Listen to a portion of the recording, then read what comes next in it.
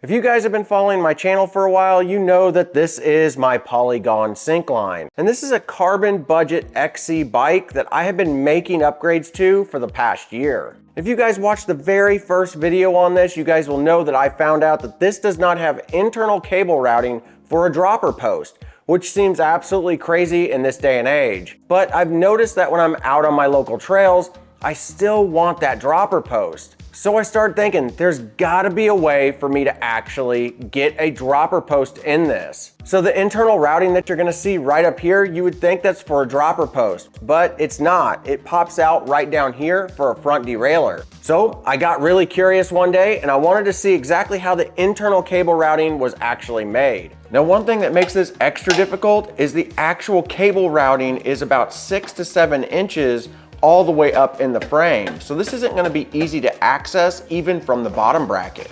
So I pulled off the bottom bracket and sure enough, I was able to fit my go-to camera up inside this frame.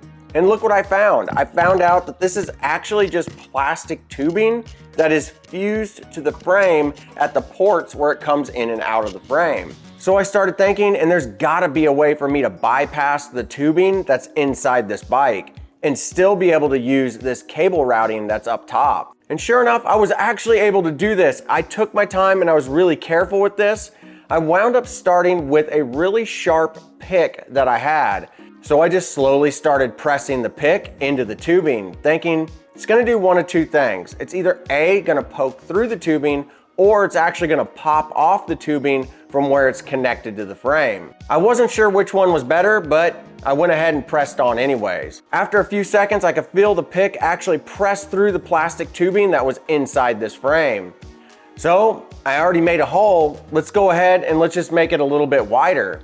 I went and grabbed a couple of Allen keys, progressively going from smaller to bigger. And eventually I got it to where the hole in the plastic tubing on the inside was big enough to fit a cable through. The big question is does it actually pop through there, or is it still gonna pop out the bottom? So as I slowly started inserting the cable housing into the frame, I realized this thing was going all the way to the bottom bracket, just like I wanted it to. Now I can actually route this from below where the bottom bracket is up through the seat post and install my dropper post. The cool thing is by pushing a hole through the plastic tubing up here, it still gives you the option, if you don't want to run a dropper post and you do want to run a front derailleur, to run the cable housing up through the bottom and it'll pop out through the top here. So it didn't destroy that connection at all. It just added access. Whenever you go from the top, it'll go down to the bottom bracket. And whenever you come in from this bottom port here, it'll come up all the way through the top. So with all that said, and now that we've got it to where we know the cable routing is actually going through, let's go ahead and let's get this seat post out, get the cable routing ran, and then we can go ahead and install our dropper post.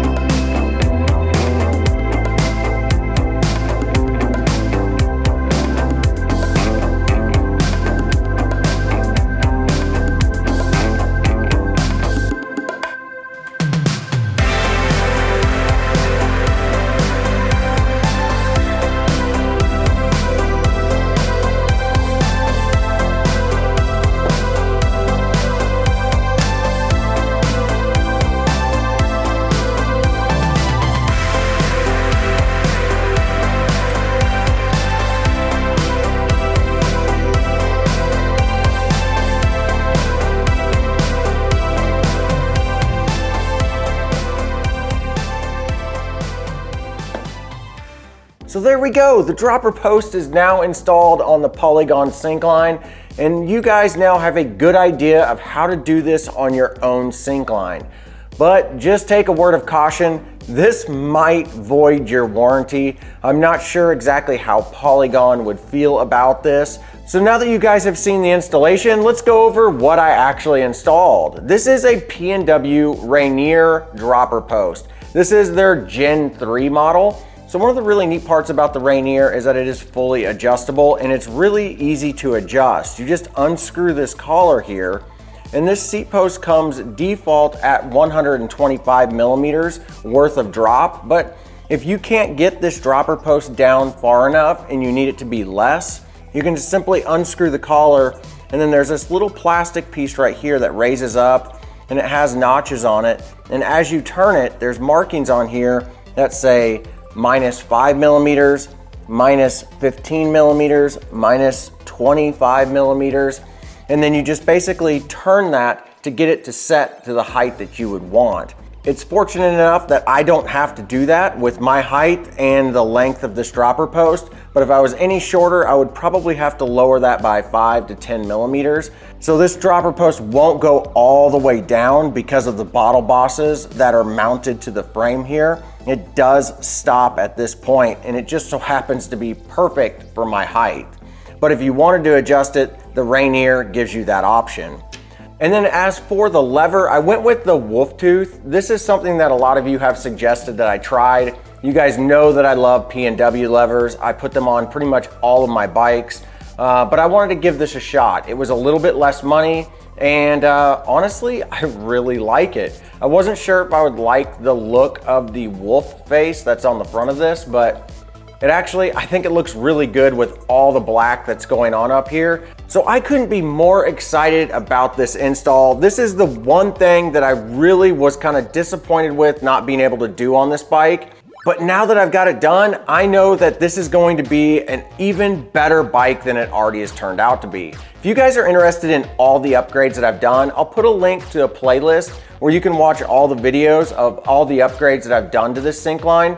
Plus, I'll put a list of everything that I've upgraded below. And if you guys are interested in a Polygon Syncline, I'll put links below also on that so you guys can pick one up through Bikes Online. And if you use those links, it does come back and help out this channel at no additional cost to you, which is a huge support for projects like this. And if you guys like this upgrade that I just did, installing this dropper post, click that like button. It really helps push this video out to other people, and it does help a small channel like mine. And if you haven't already subscribed and you've watched all the way to this point in the video, go ahead and click that subscribe button. I do all kinds of videos, from upgrading bikes like this, to full suspension mountain bikes, to reviewing e-bikes, to showing you how to fix and repair things on your bikes. There's a lot that goes on this channel, and I hope that you join me on this adventure. But until next time, we'll see you guys in the next one.